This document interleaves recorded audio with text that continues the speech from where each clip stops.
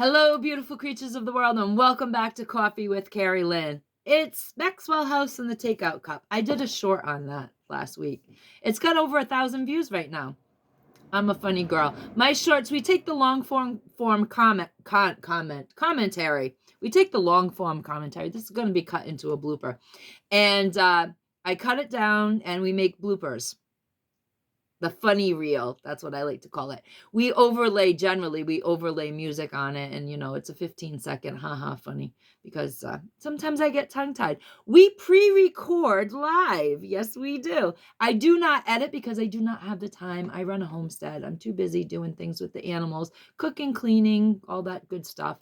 It takes a lot to run a homestead, and it takes a lot to run a homestead in the winter. So when I was young, I could run all that editing software when I was fancy building all those websites that I used to build, but that's a long time ago. And technology, once you're out of it for a while, and I've been out of it for, about 20 years now. Once you're out of it, it's a whole new ball game when you go back. I started getting out of it when the plug and plays started coming in. People needed me less and less. They could just drop the image in and have a website, and that was that. And that was a long time ago. Yeah. I was building websites when it was just plain HTML, nothing fancy. I remember when JavaScript was invented. Oh my gosh. Yes, I do. So long time ago. But I love doing shorts. Absolutely. Like I said, my shorts are getting broke bitch tips from the homestead. That's over 1,000 views. I've got other shorts that are pushing 3,000 views. We have one pushing 700 that I just uploaded last week. So go give us a peek. See if you like our shorts. Have a laugh at my expense. Boss lady. I'm always doing something zany anyways. I always have something crazy to say. And I need 50 subscribers. My shorts, the view hours do not count toward the 4,000 view hours I need to be monetized. Monetization is a long way off, baby. Absolutely. I don't really care if I get there, because that's one more thing that they hold over your head. Say this, don't say that. We'll take your monetization away. I don't give a shit. Okay? I don't give a shit about monetization. I have other ways that I make my income. This I like. I just like people. I like making people laugh. That's what we do with the shorts. And we need 50 subscribers so we can go live, so we can have exchange. I want to be able to have exchange with my audience. I want to be able to be talking about something, rambling about something, and somebody else comes up with a whole different topic, and we go off in that conversation. And, I'm not here to teach you anything. Some people learn just by watching, but I'm not here to formally teach you everything, because what works for me on my homestead is not going to work for you. I like to talk about everything from what's going on in the real world scary news right down to the nonsense internet drama that happens. I'm all over the map. I'm a human being. Sometimes even I have to take a break from the news cycle. Most of the time on the homestead, I am listening to news, no matter what I'm doing, no matter what chore I'm doing. I got my fancy little headphones, and I'm going around like this on the homestead. People think I'm jamming out to music when I'm actually listening to news. Let them think what they want. What they don't know won't hurt them. That's how I see it. But yeah, so I'm a wicked news junkie, but there are times where I do need to take a break, and I do need to get into the drama and just, step back from the news, because the world is a scary place, isn't it? Oh my gosh. What are we going to talk about on Coffee Talk today? Besides the fact that we survived the sub-zero weekend that we had, I think we got down to minus 52. It was not fit for man nor beast out here on the Canadian border. Absolutely. If you didn't have to go out, you shouldn't have gone out. Really, it was that bad. I was out in it because I was playing extreme farming. Yes, my babies needed me out in the barn, so I was out there about every half hour to 40 minutes, and let me tell you, it was not freaking fun at all. They were not having fun. I was not having fun, and we couldn't wait till it was over. Now we're up in the 20s today. We got a little bit of sunshine, and it feels like it's like 50 degrees, honestly. We got the birds. They're free ranging again. They're out of the barn, and here I am trying to soak up a little sunshine, but still get you guys a quality video picture. On Thursday, when I did go out, I went to the Buck and a Quarter store, formerly known as the Dollar Tree, and I found these cute little bobby pins, which I will be somehow, in way, shape, or form, pinning into my hair. My hair is trash. I am going to go get it fixed next week, guys. So maybe we'll do a segment from the beauty salon if the hair guru wants to. If not, it just might be me with goo in my hair talking to you guys. I don't know. We'll see. We'll see if the hair guru will help us entertain you next week. I'm going to be 52 next week, so I'm going to go in and get a full detailing. We're going to get facials. We're going to get the hair done. We're going to probably get the nails done or something else, Always something going on. It takes a lot of money to look this trashy, honestly, in the beloved words of Dolly Parton. It does. It takes a lot of cash to look like trash. But I do it for you guys. So what are we going to discuss today? Well, serious news today. Balloons in the air and nobody cares. At least most of the people I talk to, they don't want to hear it no more. They're just like, Kerri, you scared the shit out of us from 2020 to 2023 with pandemic crap. Now it's spy balloons. We just can't. So do a Facebook Live and nobody wants to watch anymore. What can I say? It's just the way it is. So people around the country are asking how a hot air balloon drifted over the Aleutian Islands, over British Columbia, 2 countries, into Montana before it was spotted by a civilian. Now, I'm not sure if that civilian had a telescopic lens on their camera or they found it through a telescope, because there's a lot of contradictory stuff going around. Everybody's coming out making statements. All these important people, they're coming out and making statements, and none of their statements are corroborating. This is how you know this was not a planned event. This is how you know it was an actual, we don't know what happened, but it happened situation, because everybody's got different talking points. It's listen to one person in the industrial complex. You know which one I'm talking about. You listen to one person, they have one take on it. You listen to another important person, they have another take on it. Nobody has the correct talking points on it. So it was oops. But yes, it took a civilian to spot the balloon and cause a ruckus by uploading the images to the internet.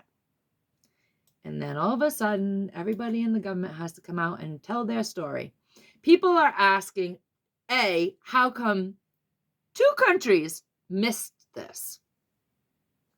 Now, they say it was up too high for an F-22 to shoot it out of the sky. It had to wait until it come down a little bit. I don't know. I don't know anything about aviation, but all I know is if something is accidentally drifting on an airstream, I don't understand how something drifting on an airstream could hover over military installations, specific ones. I also don't know how it could go from a hover to a pivot and turn if it was just drifting on an airstream. The jet stream, just drifting there. Why wasn't it struck down over Montana? People want to know, because Montana is sparsely populated. I have no idea why they didn't strike this thing down, although I'm glad they didn't for many, many reasons. First of all, I get my alpaca wool from a wonderful farm in Montana. So thank gosh they didn't strike it down and something catastrophic happened. My first response to it, this whole thing, was, oh my God, there's a biological weapon on it. Because, sometimes I can get very dramatic. So during dinner, himself and I were discussing it, and I was like, what if it's the precursor? See what they could get away with, in our airspace. But what if it's a precursor to them sending several over with a biological weapon on it? What if it is a biological weapon and we shoot it down and then everything sprinkles all over people? I mean, come on. We've just gotten over 3 years of this pandemic bullshit, right? My second response was, what if it was a precursor to an EMP attack? Which is what I most likely think it is. I really do think it was the pre-float to the grid going down. That's what I think it was. It's estimated that by our own military officials that if a catastrophic EMP strike does happen and it takes the entire United States grid out, within a year, there will only be 10% of the population left. You heard me right. Big-time officials in the military-industrial complex have come out. Go Google the information, because that's what I want you to do. I want you to find this stuff out for yourself. not just because I said it. Don't take anything I say at face value. I need you to go Google it. I want you to go Google it. I want you to think critically for yourself. But within 1 year, after a catastrophic EMP strike, they say, the people that crunch the numbers, they say only 10% of our population in the United States will be left. This begs the question, are you prepared? Are you prepared for a winter storm like when we had this weekend? How many people in the Crown of Maine were going out on Saturday when they were telling us not to drive? Where we live, they shut the road off. The snowdrifts were so bad, the accidents were so frequent that they actually shut the road down. We're sitting here going, why isn't there any traffic coming from north to south? The road was closed. Take an alternative route. There are so many people that were out on Saturday before the warnings, the wind chill warnings and the blizzard warnings were lifted. They had to go out because they needed milk. They needed bread. They didn't go to the market. They don't have a store of food at their house. They couldn't even get through 2 days of such a frigid wind chill.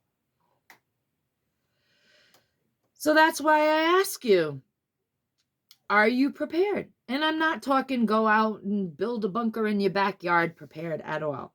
I'm not talking about the thing that the hardcore preppers talk about. I'm talking about, do you have a week's worth of food in your dang house? Do you have to go out at minus 52 degrees? Because if you do, you better change your ways. Because one of these days you're going to be out at 52 degrees and you're also going to make the local news headlines for being your ass in a snowdrift or something.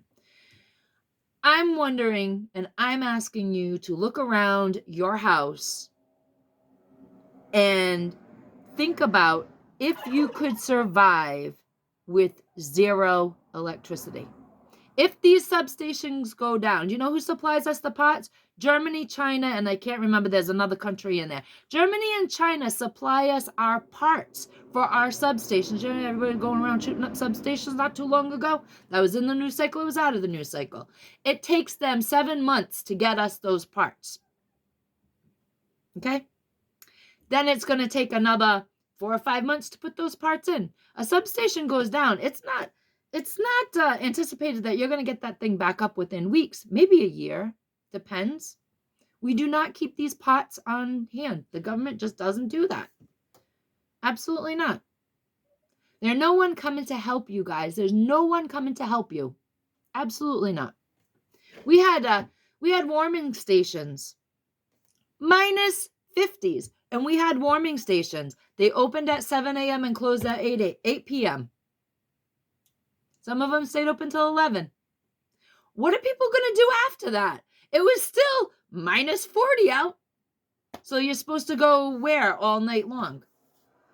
Because really, when it comes down to it, if you don't help yourself, if you cannot be self-sufficient and self-sustaining, there is nobody that's really going to help you. I mean, I just look at the warming stations and the times that they were closing. What were people supposed to do between 11 p.m. and 7 a.m. in sub-0 degree weather? We're talking minus 40, minus 50 degrees. That's proof positive that nobody's coming to help your butt. Absolutely not. So what are you going to do if there's no electricity? People say, oh, I'll just go hunting. Do you realize that everything is going to be fished out and hunted out in your area right quick? Right quick. People aren't going to care. They ain't going to care if they got permits. They're just not going to care. When a catastrophic event happens on our grid, if it takes the entire grid out, which it most likely won't, but if it does take the entire grid out, there is no more canning plants. There's no more meat processing plants. So the canned chicken, the canned animal food, anything that comes in a can ain't coming to your store. Your store is not going to be open because it's going to be out of food. So what are you going to do? Can you survive? People tell me all the time, well, if the power goes out, if the grid goes down, I'll just use my generator. Okay. And where are you getting the gas from? When your little supply of gas runs out, where the hell are you getting your gas from that's going to supply that generator? Most people are not prepared to live off the grid. And a lot of the dirty little secret, a lot of people who live off the grid are not prepared to live completely off the grid. In most states, you can't sell raw milk. Just throwing that out there. People are like, oh, just go to the farm and get milk. Well, they need electric to process the milk. I mean, they can milk their cows by hand, but they send their milk off to a processing plant that pasteurizes it for you. In most states, you can't buy raw milk. Just saying. At least here we're gonna have the eggs. So if you got a couple chickens, you're gonna have a couple eggs. But that's still not gonna feed, for years. It's not going to feed people for years. Your backyard flock isn't going to feed you for years. It's designed to get over the catastrophic hump. But, we learn new things every day. And if we go down for a year, most off the gridders, they're not prepared either. They like to think they are. People like to tell you how to prepare. We're not here to tell you how to prepare. I'm just asking you to look around your house, look at everything that uses electric that you use every day to prepare yourself a meal. Your stove, your microwave, your refrigerator, your garbage disposal. Those that live in the city, you're going to have it rough. I just want everybody to get some food in their pantry because, like I said, even up here in the Great White North, I knew people that went out on Saturday, braved the wind chill to go out on the nasty ass roads because they didn't have enough food in their pantry. They needed to go get milk, bread, something for dinner. They didn't prepare. It's a sad thing. It's a sad thing. You need to get to a point where you don't have to go to the grocery store every day for stuff, guys. Absolutely. Try doing once a week. Try just going to the store once a week. Buy all your needs in for once a week. Then try to buy all your needs in for twice a week. Because if this balloon was a precursor to an EMP strike, and if the military-industrial complex speakers are correct, within 1 year of our entire grid goes down, there will only be 10% of us left. Are you going to be part of that 10%? I hope so. So get prepared, guys. And remember, carpe diem, beautiful creatures of the world, because nobody promised you a tomorrow.